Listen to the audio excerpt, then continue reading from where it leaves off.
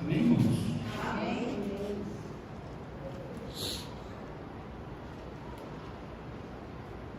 Diz assim como foi nos dias de Noé, será também nos dias do Filho do Homem. Comiam, bebiam, casavam e davam-se em casamento, até o dia em que Noé entrou na arca e veio o dilúvio e destruiu a todos. O mesmo aconteceu nos dias de Ló. Comiam, bebiam, compravam, vendiam, plantavam, edificavam. Mas no dia em que Ló saiu de Sodoma, choveu do céu fogo e enxofre e destruiu a todos.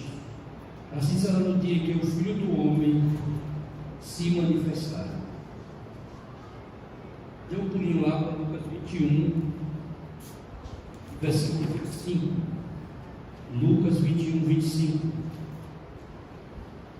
Diz assim: haverá sinais no sol, na lua, nas estrelas, sobre a terra, angústia entre as nações em perplexidades, por causa do bramido do mar e das ondas. Haverá homens que desmaiarão de terror e pela expectativa das coisas que sobrevirão ao mundo, pois os poderes dos céus serão abalados. Então se verá o Filho do Homem vindo numa nuvem com poder e grande glória. Ora, ao começar essas coisas a suceder, exultai, erguei a vossa cabeça, porque a vossa redenção se aproxima. Amém? Pode sentar em nome de Jesus. Irmãos, nós temos visto esse cenário de finais dos tempos.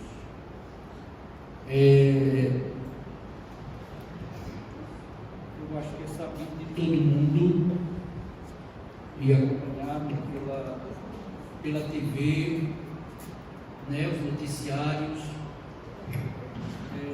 informações de redes sociais, e a gente sabe que para a gente que servimos a Deus, nós entendemos que está próximo a vinda de Jesus Cristo.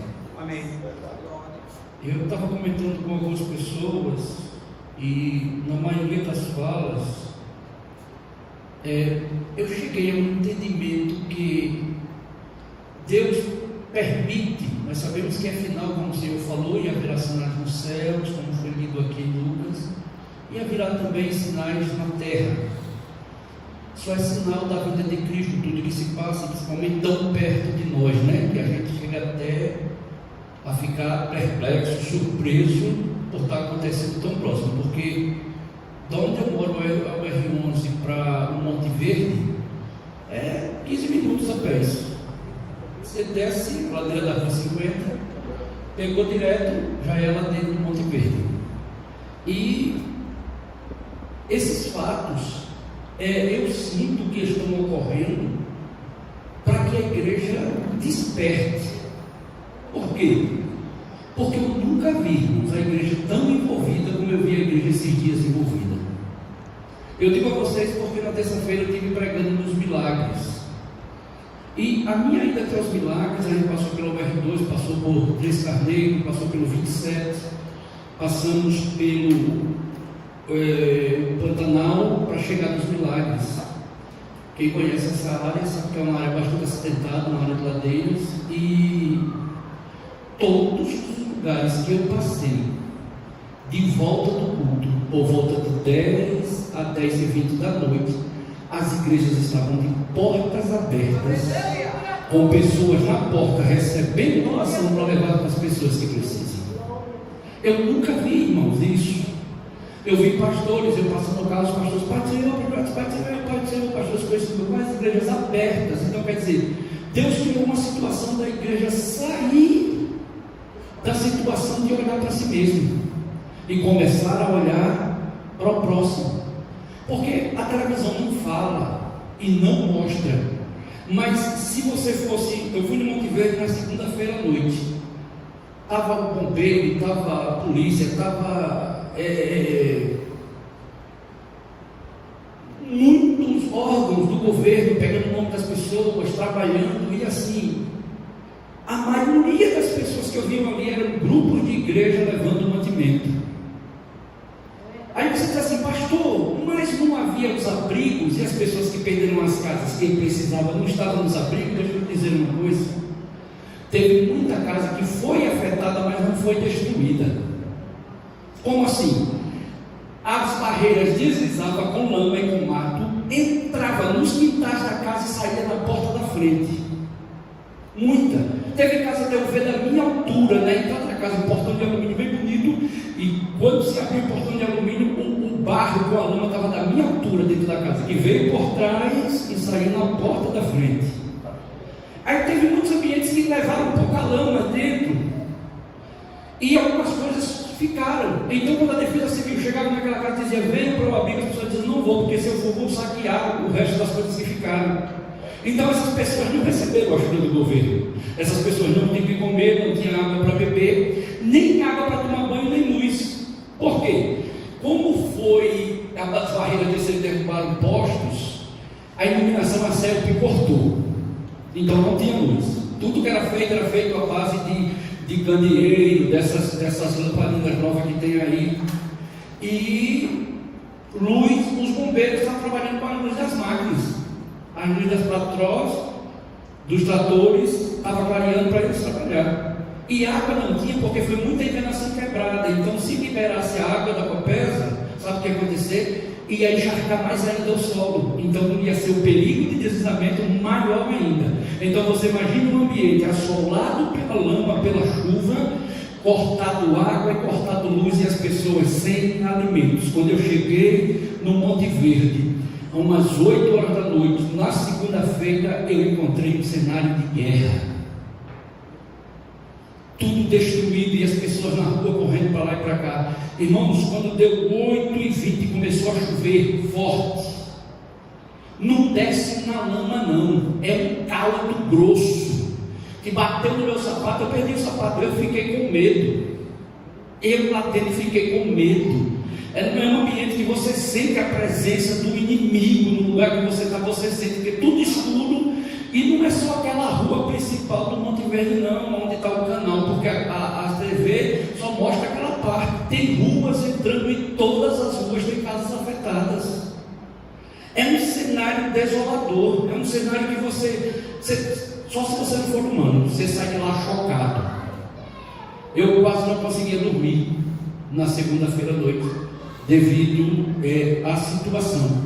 Aí no meio, quando a gente chegou com o carro, estava no carro do Arthur, quando a gente chegou no Prisma, quando chegamos no carro do Arthur, tinha 7 carros atrás da gente, com colchão, com alimento, com roupa, com sopa, com cuscuz, com todo tipo de comidas, café, água mineral. E assim, a gente começou a conversar entre a gente, e as pessoas começaram a passar o contato do Zap, e você via que havia uma preocupação em dizer, eu sou da igreja tal, eu sou da igreja tal, meu pastor é fulano de tal, meu pastor é fulano de tal. E assim começaram a pegar o Zap, e a gente fez um contato com essas pessoas, e começou essas pessoas não só ir no Monte Verde, porque estava muita gente no Monte Verde, porque foi a área mais afetada, mas tinha os milagres, tinha o Pantanal, tinha a Vila das Aeromoças, tinha o Betel, tinha a Minha Deusa, e tinha o lado de Marcos Freire, que ninguém entrava devido às águas, o assim conhece bem, Marcos Freire, Uribeca Rua, e tinha também o lado de Jaboatão e Camaragibe ainda. Então você vê que Deus está dando os sinais, e a igreja precisa despertar. Então a igreja tomou um posicionamento de ajudar, e é isso que a palavra fala: com bom e com suave é que os irmãos vivam. Eu não vi placa de igreja, eu não vi ninguém preocupado em dizer minha igreja é maior, minha igreja é melhor, minha igreja tem mais grupo, minha igreja. Não vi, eu vi todo mundo preocupado com a situação das pessoas que ali estavam. Então quer dizer, observe o cenário que Deus cria para trazer a igreja para o centro da sua vontade, porque quem foi ali, ou quem viu pela televisão, porque na televisão não se retrata como realmente é, quem viu e não se comoveu, nós que não vivemos desse mundo. Porque a situação é terrível, mas a gente entende que isso é o princípio das dores, porque tudo intensificando, está se intensificando. Você vê que A pandemia já não foi uma coisa natural de afetar a todos, né? Afetou a todos nós. Não teve quem não foi afetado na pandemia, todos foram. Quem tinha carro, quem vivia, todo mundo ficou numa condição só. Quem tinha carro não podia sair com carro, quem tinha uma roupa, uma bolsa bonita não podia sair, quem tinha para sair. Quem tinha dinheiro para viajar não podia viajar porque não tinha viagem. Então Deus nos nivelou, todo mundo a um nível só, tanto grande como pequeno. Aí depois disso começam esses acontecimentos aqui na nossa área. E tem outros acontecimentos, como a gente viu na China, como a gente viu no Haiti, como a gente viu em outros países que foram afetados por ondas, por maremotos, né? Terremoto no Japão. Em várias áreas, Deus permitiu que os sinais acontecessem. E Ele disse: olha, sinais ainda não é o fim, é só princípios da dores, é uma preparação para que vocês entendam que a redenção de vocês está próxima. Então Deus está nos alertando que a vinda de Cristo está próxima e a gente tem que se posicionar de uma maneira favorável àquilo que Deus quer que a gente se posicione. Irmão, não estou falando numa questão, porque se prega muito hoje sobre seja santo, e as pessoas querem ser santo para mostrar ao outro que é santo. A pessoa quer ser santo para se gloriar com essa santidade. Eu conheci as Escrituras a um ponto de eu tenho conhecimento, eu detenho. Não, irmão. O meu e o seu conhecimento que a gente adquire com as Escrituras, experiências com Deus, é para a gente ser melhor. É para que você seja melhor. Sabe para quê? Porque você está aqui esta manhã? Não é porque você é melhor, nem para você ser melhor do que ninguém. É para você ser melhor do que o que você foi ontem. Então Deus me trouxe aqui para que você seja melhor do que o que você foi ontem. E amanhã você vai ser melhor do que hoje. E depois amanhã, melhor do que foi amanhã. É para isso que Deus nos reúne através da sua palavra, através de todos esses fatos e acontecimentos. A gente sabe que está tudo preparado, está tudo preparado, está tudo muito claro, está muito claro. Até se você for para a internet, você vai ver que houve um despertamento maior para se pregar escatologia bíblica, para se pregar sobre arrebatamento, para se pregar sobre os finais dos tempos. Ou está um alvoroço muito grande e a gente vê tudo o que está acontecendo, sinais dos céus. A gente vê acontecer, a gente está vendo acontecer. Quem estuda, se você for ver vídeo na internet, quem estuda, é fatos e fatos de cometas, de coisas que estão acontecendo. Tem cometas de rota de colisão com a Terra. Estão avisando. Aí você vê a aparição de OVNI, as pessoas falam sobre a aparição de OVNI, a gente não sabe se é verdade ou se é mentira, mas está lá acontecendo. Então quer dizer, tudo isso que está se passando é uma preparação para a igreja. Aí vê sinais na terra. Irmãos, se a gente parar para observar, olha a violência. Você já viveu um tempo desses? Eu estava vendo a reportagem esses dias dos acontecimentos da chuva. No meio da reportagem tem uma reportagem de 2 rapazes que mataram as próprias mães dentro de uma casa aqui no Pina. Mataram, deixaram morta dentro de casa, já estava em estado de putrefação, fedendo. Os vizinhos sentiram um mau cheiro, comunicaram à polícia veio, arrombou a casa. Quando chega lá, a mãe dos 2 jovens morta e eles fazendo festa na porta da casa. A violência, irmão, está desenfreada. E Satanás quer que a gente se acostume com isso. Satanás quer que isso seja normal aos nossos olhos, e não pode ser normal. A gente tem que entender que desenfreou a violência. Você vê outra coisa, as drogas. Irmãos, quem convive nos bairros, em todos os bairros eu acho, e hoje nos bairros mais pobres ainda é mais na periferia, é que é mais difícil ainda, porque a minha esposa era diretora de uma escola chamada Marcos Freire, na UR3, e de lá era ponto de droga, e você via jovens, irmãos, eu achava interessante. Eu ia trabalhar lá na escola, e eu via jovens que era como um trabalho. Eles ficavam ali a manhã toda. Quando dava meio-dia, eu pegava a minha marmita e vinha comer. Eu comia no lugar que eu estava trabalhando, na quadra da escola. Eu sentava e comia. Eles iam comprar uma marmita e comia ali. E quando era tarde, eles continuavam chegando gente e eles despachando as drogas. Eu fiquei olhando e digo, meu Deus, que tempo a gente está. Então você vê violência, você vê drogas, prostituição. Irmãos, e muita gente presa a isso. Eu louvo a Deus porque há uns 3 anos atrás o pastor me procurou, e um homem de Deus, um homem de Deus, casado, bem casado, 2 filhos, e ele me procurou e disse que queria conversar com o senhor. E a gente fazendo seminário junto, e ele chegou para mim e disse assim: eu peço que o senhor não conte isso, nunca para ninguém, não, se contar não sinto meu nome. Eu disse: fique tranquilo, pastor, diga o que foi. E ele dizendo: eu não consigo me libertar nas redes sociais direto, quando a minha esposa vai dormir, eu fico no computador olhando cenas de sexo. E pastoreando. E eu disse: pega esse computador, meu irmão, joga esse computador fora. Se você não consegue resistir, joga fora. Apaga esse mal da tua vida, que isso aí pode te levar para o inferno. Isso aí pode te levar para fora da presença. Irmãos, então assim, você vê, aí outra área que a gente está vendo, furto. Irmãos, projeto para liberar pequenos furtos. Pelo amor de Deus, me poupe. Como é que o ser humano em sã consciência, quem aqui já foi roubado? Roubo, já foi roubado. Irmão, o sentimento, eu já fui, o sentimento é terrível. É um sentimento quando o camarada pegou, eu estava na parada de hoje, vamos para entregar, o camarada chegou, meu tempo era um celular, um Blackberryzinho preto, o camarada chegou e disse: passa o celular, botou água, botei o celular. Quando ele saiu, só lá vontade de chorar.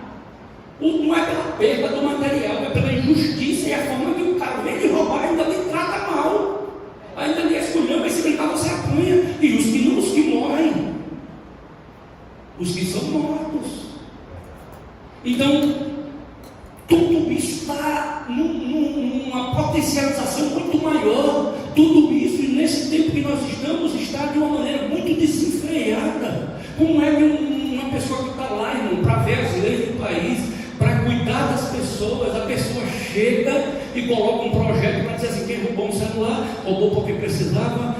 Você sabia que os Estados Unidos tem lugar nos Estados Unidos que já foi aprovado e parece que é acima de 5 mil. Abaixo de 5 mil é necessidade. Os caras, irmãos, eu não tinha visto não, eu vi esses dias.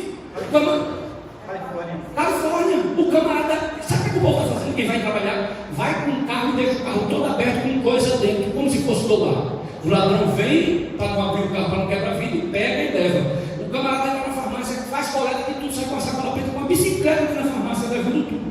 Quando eu vi isso, eu fiquei assustado. Eu vi isso aí. E outra coisa, não pense que está longe da gente não, porque a lei querendo aprovar isso aqui no Brasil. Então, o Moacir falou algo para mim. O Moacir disse assim para mim: pastor, os pastores precisam alertar a igreja. E a gente vê, eu conheço pastores amigos que dizem: eu não quero política dentro da igreja. Está errado. Você tem que esclarecer, você tem que mostrar às suas ovelhas, às pessoas leigas, às pessoas que não conhecem, você tem que mostrar o que está acontecendo. Despertar a igreja. Aí as pessoas ficam dentro da igreja só atrás de profecia, só atrás de bênção, e esquecendo o que é prioritário, porque os sinais estão acontecendo. Pastor, eu preciso no meio de tudo isso, porque eu também erro, eu também falho, eu também erro, eu também falho. Porque a gente vê pastor como se fosse super-homem ou mais santo, que ele não erra. Para que esse negócio está endeusando o pastor, que está colocando no pedestal como se fosse.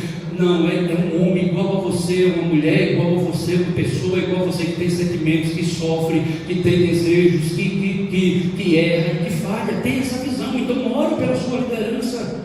Ore. Se a gente tivesse essa visão, não estaria do jeito que está. Não é pessoa mudando de igreja toda hora, para lá e para cá, e muda de igreja. Tem pastor errou. Porque, irmãos, quem não vai errar, que você não vai ver errar, é Cristo. Ele é santo.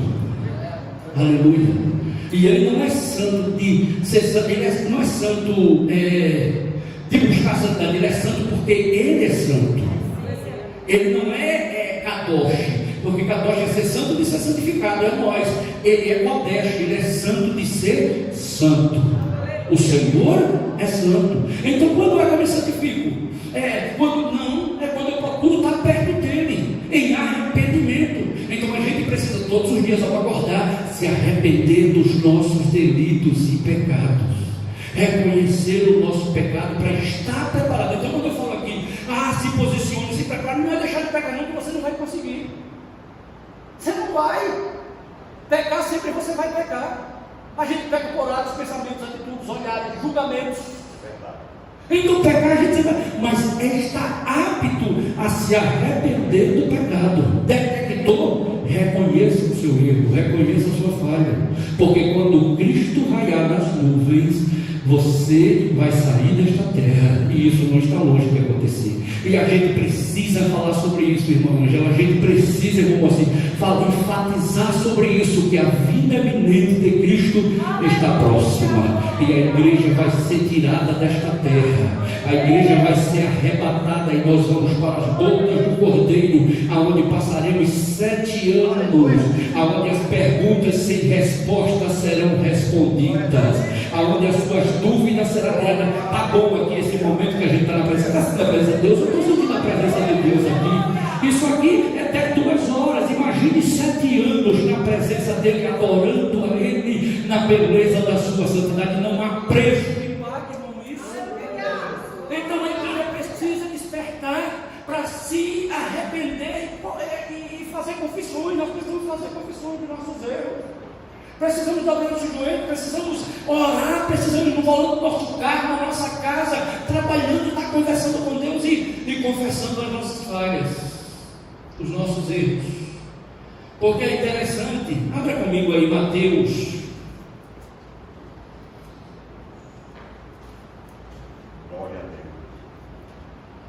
Abra comigo Mateus 22. Mateus 22.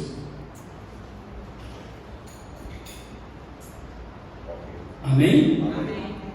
A parábola das bodas diz assim: de novo entrou Jesus a falar por parábolas, dizendo-lhes: o reino dos céus é semelhante a um rei que celebrou as bodas de seu filho. Então enviou seus servos a chamar os convidados para as bodas, mas estes não quiseram vir. Enviou ainda outros servos com esta ordem: dizei aos convidados: eis que já preparei o meu banquete, os meus bois e cevados já foram abatidos e tudo está pronto, vinde para as bodas. Fique atento, versículo 5: eles, porém, não se importaram e se foram, um para o seu campo, outro para o seu negócio, e os outros, agarrando os servos, os maltrataram e mataram. O rei ficou irado e, enviando as suas tropas, exterminou aqueles assassinos. Ele incendiou a cidade. Então disse aos seus servos: está pronta a festa, mas os convidados não eram dignos. Observe que a festa está preparada, o banquete está preparado, está tudo pronto. Ele manda buscar os convidados, mas os convidados estão ocupados com outras coisas e não vão participar da festa, não vão participar da celebração da festa. Versículo 9, aí que ele dá ordem, ele diz: ide, pois, para as encruzilhadas do caminho e convidai para as bodas a quantos encontrarem. Sabe por quê? A festa, as bodas, foi preparada para Israel, foi preparada para o povo que Deus escolheu, nação eleita, que era Israel. Mas o que aconteceu? Eles não deram ouvido. A Bíblia diz que ele veio para o que era seu, mas os que eram seus rejeitaram, em partes. Então ele manda ir para onde? Israel estava no caminho. Ele manda aqui no texto ir para as encruzilhadas. Encruzilhada é rota fora do caminho. Então quem estava na encruzilhada eram os gentios, eram nós. Ele disse: trazei para a festa. Porque para quem ele preparou a festa, não valorizou a festa. Então aqui fica um alerta, porque hoje nós somos Israel de Deus. Então, nós sendo Israel de Deus, nós temos que estar preparados, para que quando o convite for feito, a preparação tem que estar na nossa vida. Para quê? Para que a gente possa participar das bodas.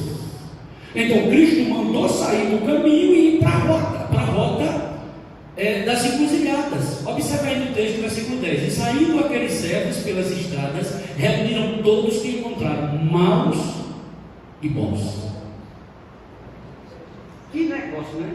Deus manda trazer maus e bons. Todo mundo.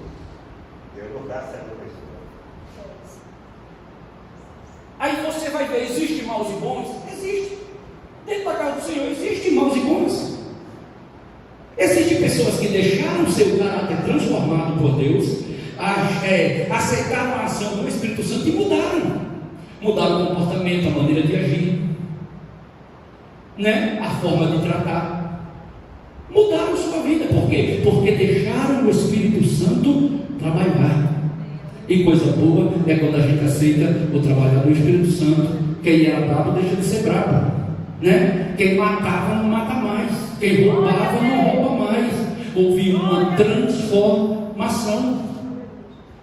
Conheço pessoas, irmãos, de lares destruídos, vivendo de aparência, mas deixou Deus transformar, e hoje o lar é um lugar de resgate de outras vidas. É como lá no Egito, quando Deus mandou aquelas densas trevas, escuridão. A Bíblia diz lá no Êxodo que a nação do Egito, o pessoal dentro de casa não conseguia enxergar um palmo, porque as trevas eram tão grandes dentro da casa que essa distância aqui, as pessoas não conseguiam ver outra. No mesmo lugar, no mesmo Egito, onde os hebreus estavam, dentro da casa dos hebreus, havia luz. Aleluia. Dentro da sua casa tem luz de Cristo. Dentro da sua casa tem luz, e os seus filhos não vão se perder, a sua família não vai se perder, porque tem luz dentro da sua casa. E qual é a luz dentro da sua casa? A palavra de Deus. Glorifique a Deus aí, exalte a Deus, porque há luz dentro da sua casa. Aleluia. Tem luz dentro da sua casa, tem entendimento. Observe que quem entra na sua casa não sai do jeito que entrou. Se entrar triste, chorando, vai sair alegre. Por quê? Porque tem luz. E onde tem luz não é embaraço. Pode até o inimigo querer reinar, mas não vai conseguir, porque fica tudo às claras.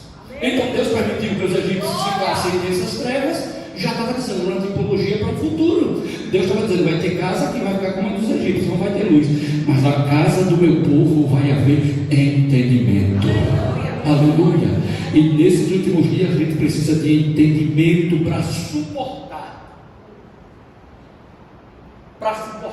Porque vai ter coisas que vai se levantar e você precisa suportar. Você precisa abrir mão.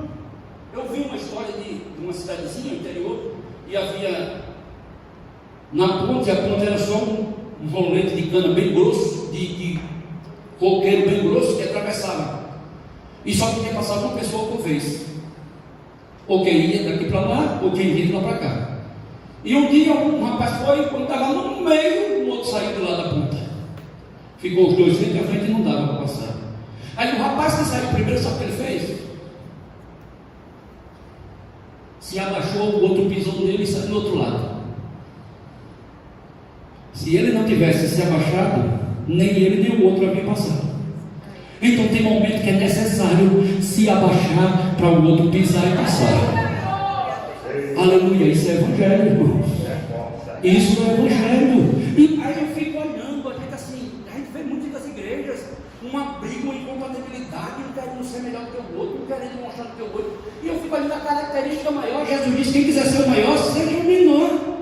Quem quiser ser grande no reino de Deus, sirva. Jesus deixou claro na palavra. É porque a gente não prisma em ler, em buscar a palavra, porque se a gente buscar, a gente vai entender que cada vez a gente tem que se abaixar. Eu passei por algo, está com uns 2 meses já. A gente foi fazer uma ação social da cidade, nem foi da igreja de Jardim Piedade, foi do pessoal de uma batista missionária lá nos Coquinhos.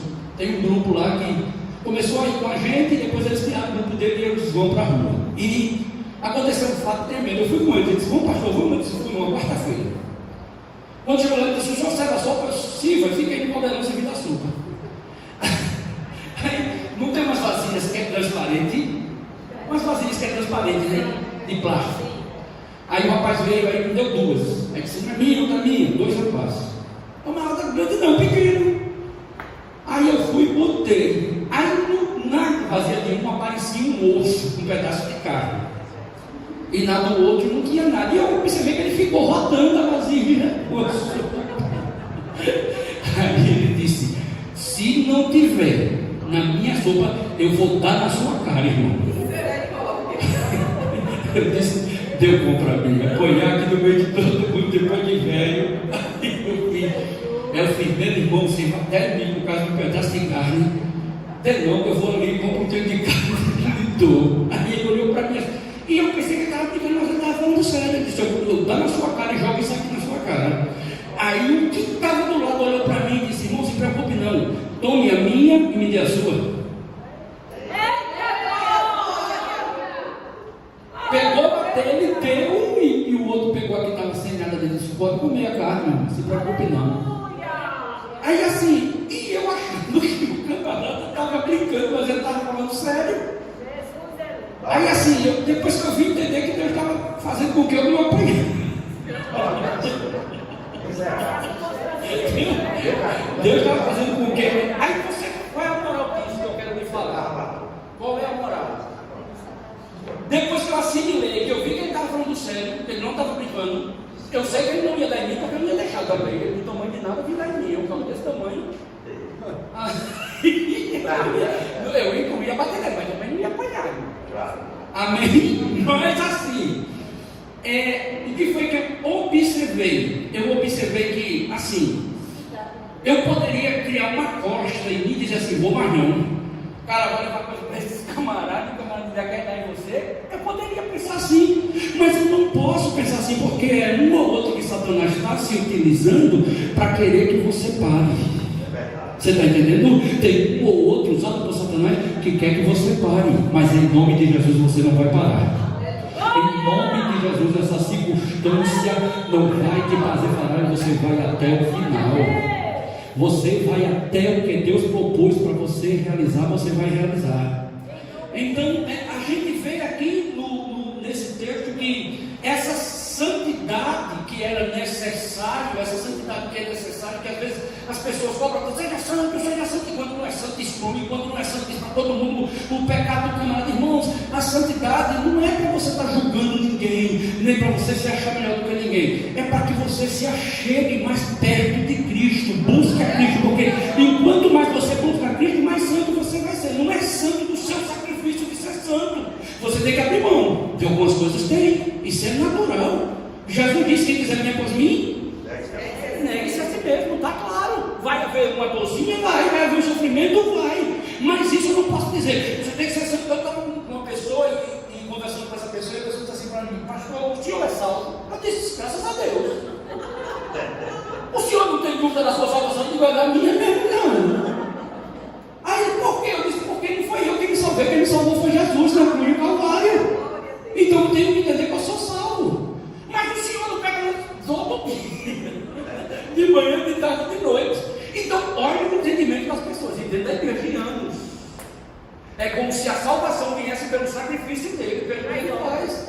E a salvação não é por obras, Efésios 2:8. Né? Salvação é dom de Deus, não é por obra para que ninguém se glorie. E você vê um monte de gente se matando, fazendo, e diz assim, eu estou pagando o preço, que preço? Que preço eu estou pagando? Jesus já pagou na cruz o preço, irmão. Jesus pagou. O que eu preciso é me aproximar dele e entender que tem algumas coisas que eu tenho que me privar. Qual é o preço disso? Você já está desfrutando, irmãos. Olha o livramento que Deus está te dando. Olha quantas famílias aí, 128 mortes, pessoas que eram melhor do que eu e você estavam ali contabilizadas, mas Deus poupou a mim e a você, sabe, porque a graça de Deus nos alcançou. A graça de Deus. Então quer dizer, Deus nos guardou, Deus nos livrou. Amém? Hoje você tem um pedido, eu vou passar do horário, já estou entregando o microfone. Deus abençoe, tá certo?